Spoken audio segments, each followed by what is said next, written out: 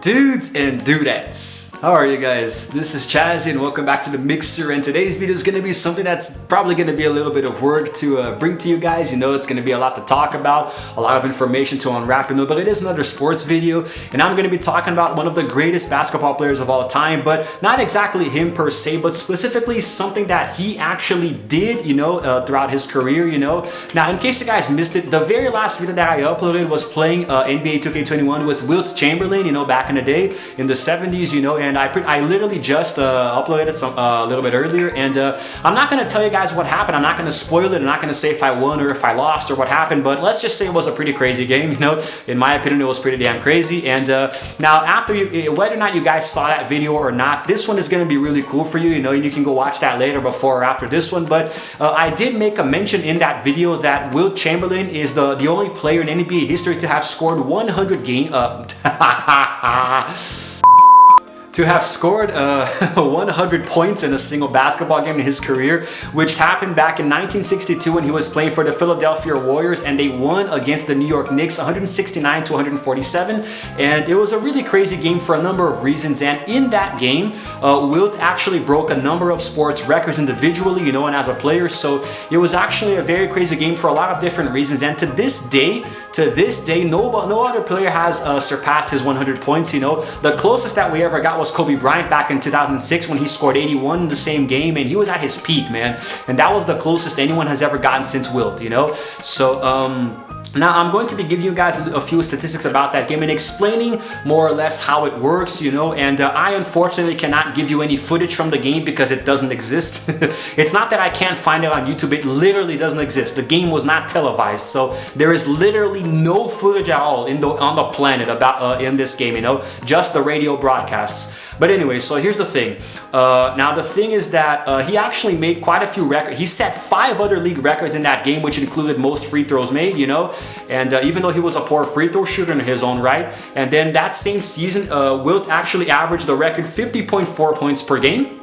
Pretty not too shabby. And he actually broke the NBA single game scoring record, which was 71 points, earlier in the season. Oh, no, wait, sorry.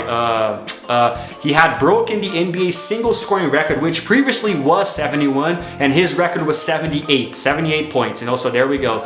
And it was also the third year that he had already set season scoring records in his first 2 seasons. And then during the fourth quarter, the Knicks were actually fouling other players just to keep the ball away from Wilt. It was pretty freaking crazy. But anyway, so now a little bit of how the actual game works. There were 4,124 people in attendance, and it actually happened in the Hershey Sports Arena in Pennsylvania, back in '62. So it's actually really great. Oh yeah, and by the way, when I said that there are only audio recordings of the game, it's only of the fourth quarter. So you have an entire basketball game, and the only evidence that you have of this game even happening is an audio recording of just the fourth quarter alone. So it's pretty damn crazy, man. It's pretty damn crazy. But basically, the way that the game works is that Wilt was really at it. He was really going at it, and like there really was no. It's not like they were trying to get the ball to him so he could score 100. It just kind of happened. So I'm going to give you guys a little bit of the game report here, talking about the first 3 quarters. And trying to analyze a little bit of what happened the day that the Big Dipper dipped through the basket so many times. 1962.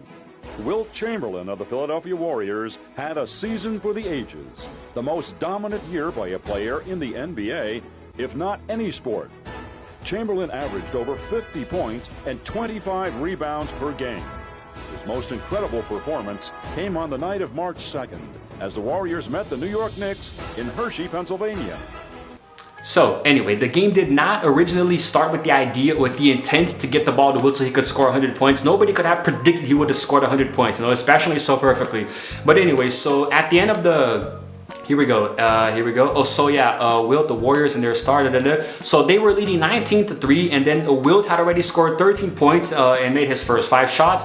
At the end of the first quarter, the Knicks were trailing by 42-26, so then Wilt had already scored 23, this and that. He made all 9 of his free throws, by the way. He wasn't really good at free throws, but he was freakishly tall, so, yeah, pretty much how it works. But anyway, so sometime later, this happened and that happened, and then by halftime they lost a little bit of their edge, but they were already leading by 11 points. But anyway, they were trying to see if they could try a different tactic. Like Wilt went into the locker room because he didn't really feel too much excitement, because usually he had scored like 60 or more points, you know, on 50 previous occasions in different games. So when he came into the locker room with 30 or 35 points, it was pretty okay. And in this case, he went to the locker room with 41 points, so it was really normal for him, you know, nothing too out of the ordinary. It wasn't really that big a deal. But then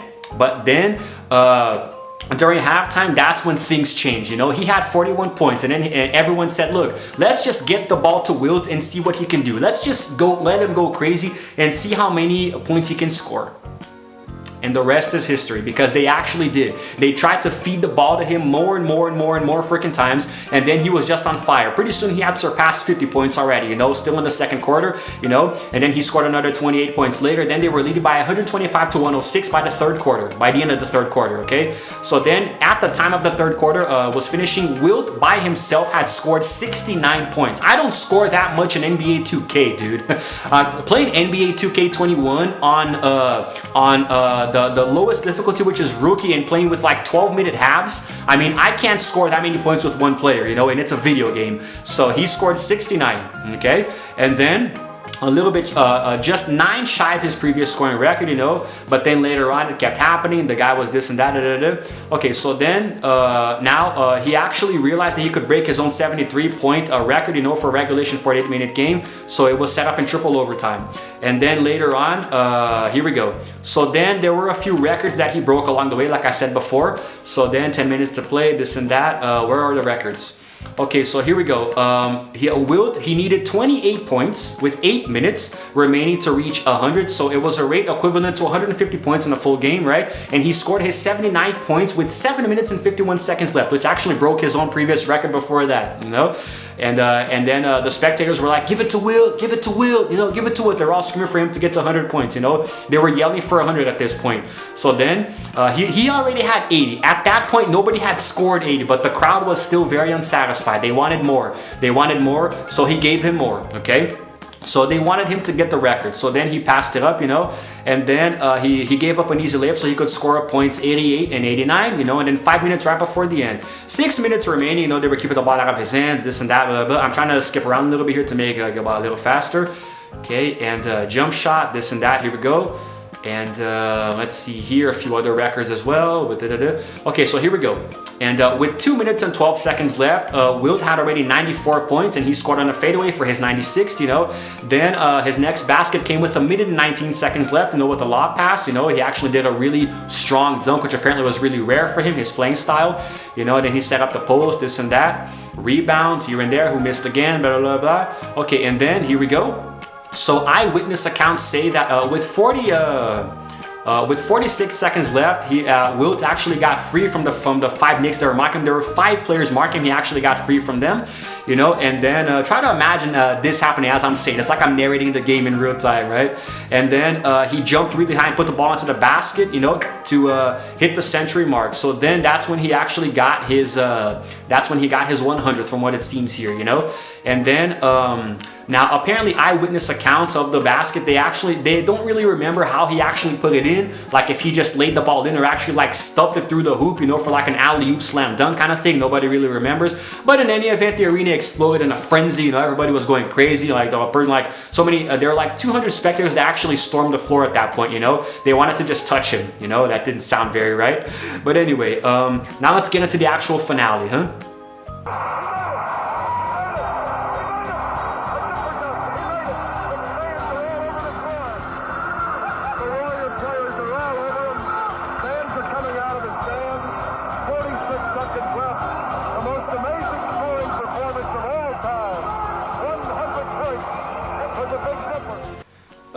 Okay, so there is a little bit of a controversy here, because for many years it was stated that the final 46 seconds of that game weren't even played because Wilt was so busy celebrating everybody else, you know. So it's like those 46 seconds just didn't exist, you know, because everybody was so busy being euphoric for Wilt, you know. Something that he himself actually claimed, because after he scored 100, he didn't want to do anything else, you know. He was just standing there in the middle of the court, you know, just waiting for the game to end, because he didn't even want to go above that, you know, because, I mean, he scored exactly 100, you know. I mean, it's really rare for you to get such an even number in basketball, you know, especially if you're somebody like Larry Bird who took many three-point shots, you know, from outside of the box, the paint. So, I mean, to get exactly 100 is actually quite a marvelous feat in and out of itself, you know. So then I guess he just kind of wanted to hold it, you know, like 102 didn't really feel or look as good as just regular 100, you know. So that's basically the way that he looked at it. So he was just trying to keep things the way they were, you know. And there is a radio broadcast that actually has the play-by-play recording, which makes it a lot easier, but it's going to be really hard to find that, you know. So then he just didn't want to touch the ball. He was waiting in the end of the court for the middle of the court, right, for the game to end. So then later this happened. The game ultimately ended that way, and then we go. And then it seems like, here we go. So a little bit of the statistics from the game, right? So Wilt actually made 36 of 63 field goals and 22 of 32 free throws, you know, the latter being a much better rate than his actual, like, roughly more or less 50% career average, more or less, you know. And then he played all 48 minutes of the game. In 2 earlier games and different games. So he actually set the NBA records for field goals attempted at 63, and also he made 36 of those field goals that he attempted. He made 28 free throws, you know. He scored the most points. Oh wait, sorry. He made the most free throws with 28. I gotta give you guys a number there. And okay, you know what? That's a little strange. Okay, let me start again because basketball statistics can get a little confusing sometimes, okay? But basically, Wilt played for all 48 minutes of the game, and he set the records for here we go. The records for the most field goals attempted at 63, and then the most field goals made at 36, the most free throws made with 28, the most points in a quarter with 31, and halftime with 59. And he averaged in that entire week, he averaged 73 points in 4 games, exceeding 60 in all of them. So that was pretty okay too. So the guy who actually there was a guy named Rogers who finished the game with 20 assists, and he said it was the easiest game for him to get assists because all he had to do was pass the ball to Wilt, and it's not like Wilt was missing baskets or anything, you know, so it was pretty okay. There was an aftermath to a lot of stuff that you guys can read later, this and that, you know. He finished the season with 50.4 points, like I said before, okay, this and that. And then later, but this is all about the actual post game, so now I'm actually going to talk about the actual itself. Now, there is no footage of the actual game itself, you know, but there is a photo. There actually, oh, look at this, I didn't know this. It looks like the ball that Wilt Chamberlain used to score the basket was actually auctioned at one point at, oh my God. It was auctioned in 2004, the year 2000 for $551,844. $844. My God. But then it seems like there was a little bit of controversy over the ball's actual authenticity, like if it was the actual real ball. So the sale was suspended, and later it was relisted and sold. It was actually sold, but this time for $67,791. So a little bit shabby, huh? And apparently the ball was given to him, but this and that. But so apparently it looks like there was footage. There was footage of the game, you know. Somebody's father, who was the ball boy for the Warriors, actually had taped the game starting in the second quarter onwards, but the footage might be lost because they just never really found it again. But anyway, so now apparently the actual audio recording of the fourth quarter, you know, of the 100-point game was added to the National Recording Registry in 2016 for its cultural, artistic, and/or historical significance to American society and the nation's oral legacy. And I might probably try to listen to that later. I don't know if I'm going to be able to insert it here in the video, but you guys might see, you guys should know. I mean, it's going to be in the thumbnail. Obviously, I literally can't use anything else in the thumbnail. There is a photo of Wilt holding up a piece of paper that actually says 100 points, you know, that he wanted to kind of like give it as a gift to his son, you know, to show his son later, you know. And that is the only physical evidence we have besides the audio recording of the fourth quarter that Wilt scored 100 points in that game.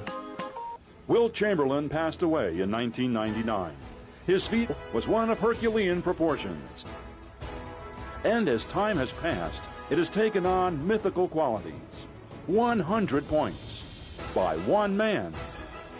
So aside from that, you know, aside from the historic 100 points, Wilt also finished off with 25 rebounds. You know, kind of funny, 25% of his points, in rebounds, which I'm pretty sure helped a lot get his score up that high. Now, Wilt was a beast. You know, I did include him in my video of the top 10 best basketball players of all time, but Wilt was huge, man. This guy was freakishly tall. You know, he was really freaking tall. He might have been just as tall as Kareem Abdul-Jabbar back in his heyday. I don't know, but he was really freaking tall. So it was really unfair trying to put a player to try to guard a guy like this, you know. So he obviously had a lot of ease scoring baskets, you know.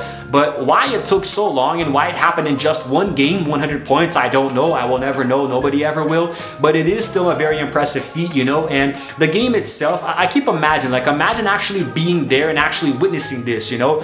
I'm the kind of person who, if I had a time machine, I'd probably go back and watch a lot of sports events, you know, because I'm a sports buff. I do love sports a lot, you know. So I'd probably go back and watch a bunch of different games in different sports, you know, soccer or football, basketball, you know, maybe even hockey, boxing, wrestling. Not wrestling. Wrestling sucks, but games that maybe I'll go back a little bit more modern and watch Michael Phelps win his gold medals, because we're going to be starting the Olympics soon, you know. So I would go and try to watch all of the best athletes, you know, across different periods, just to see what it was like, because that would really be awesome. That's what I would do with a time machine, because it just, I mean, what are you going to do? Go back and see World War II, get shot in the face, mess up the timeline in the present? You know, it doesn't really make sense.